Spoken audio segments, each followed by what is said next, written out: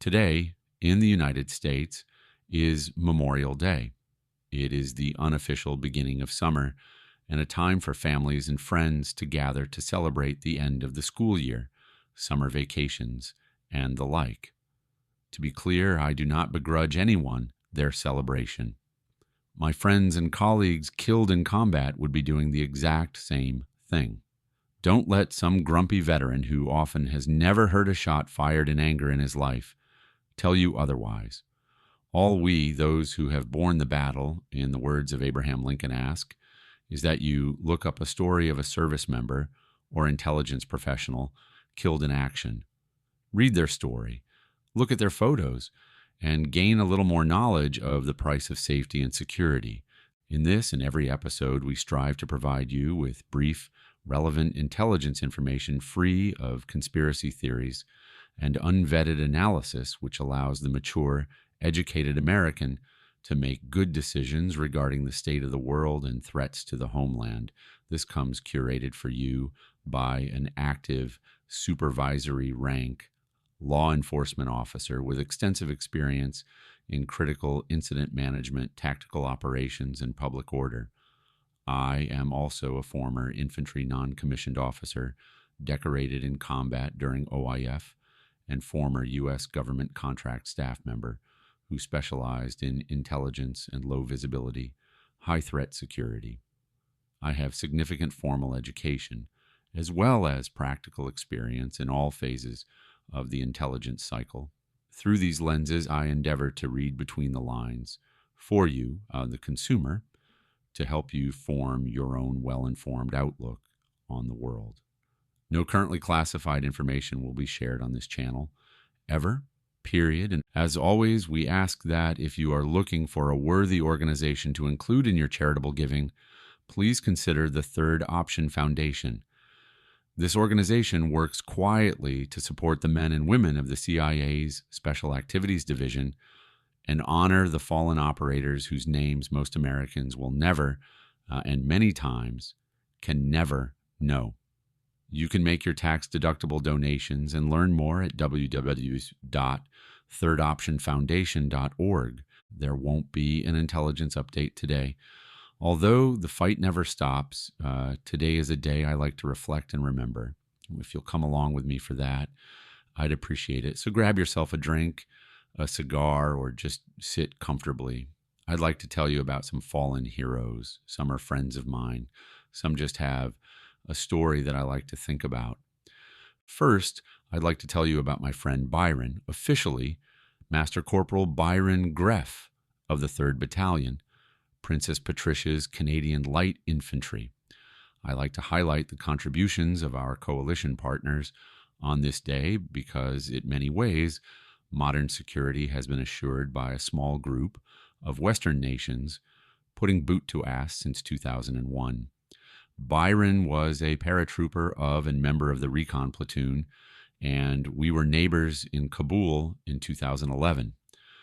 I was there as a contractor and lived next door to the platoon from 3PAT on a small remote base on the edge of the city.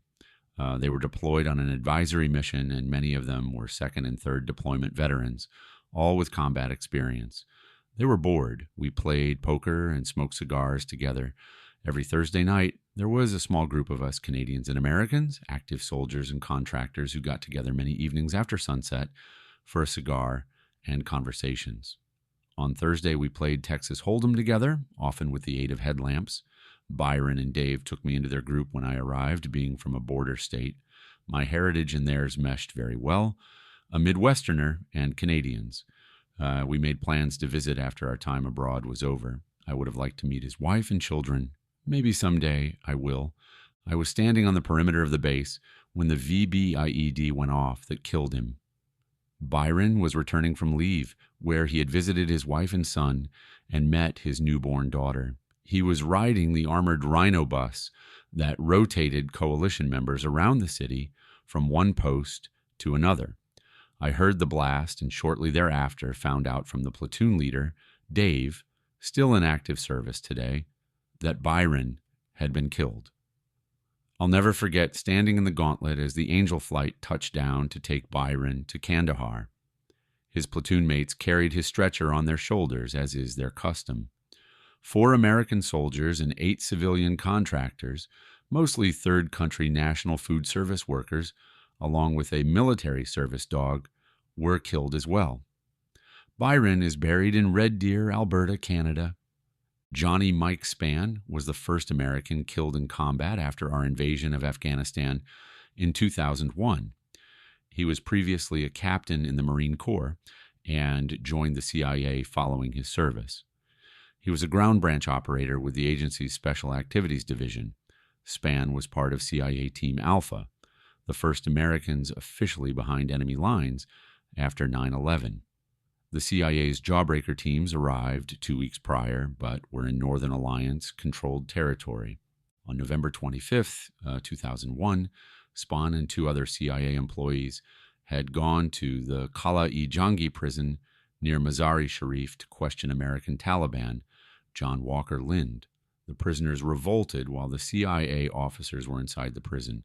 Spann shot several with his rifle before he was jumped by a group of prisoners.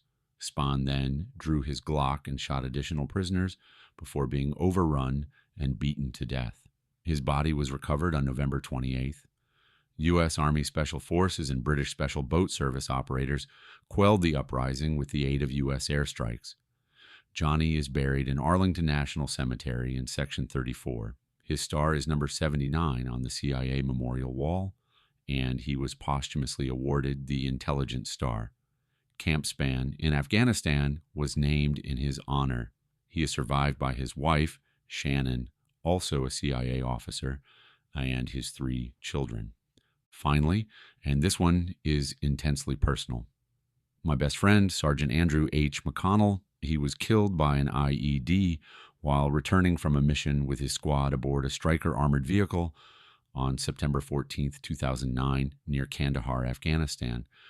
Andrew was a soldier, and one of the most spontaneous, funny, and intensely loving people I have ever met. We had a lot of adventures together as cadets at a senior military college before the beckon of war became too strong, and we both decided to enlist. Andrew was the son of an Army officer and the grandson of 2. He was also an only son and a brother to 4 wonderful sisters. His daughter, Evelyn May, was born after his death. She knows her father only in pictures and has never been held by him.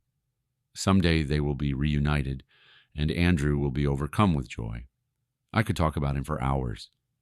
I leave you with this. I consider myself blessed beyond measure to have had a friend who loved me as hard as he did, and I try every day to be that kind of friend to my own friends here on earth. Thank you for listening. Take a moment today to reflect on the true cost of safety and security. As always, be well and be well informed.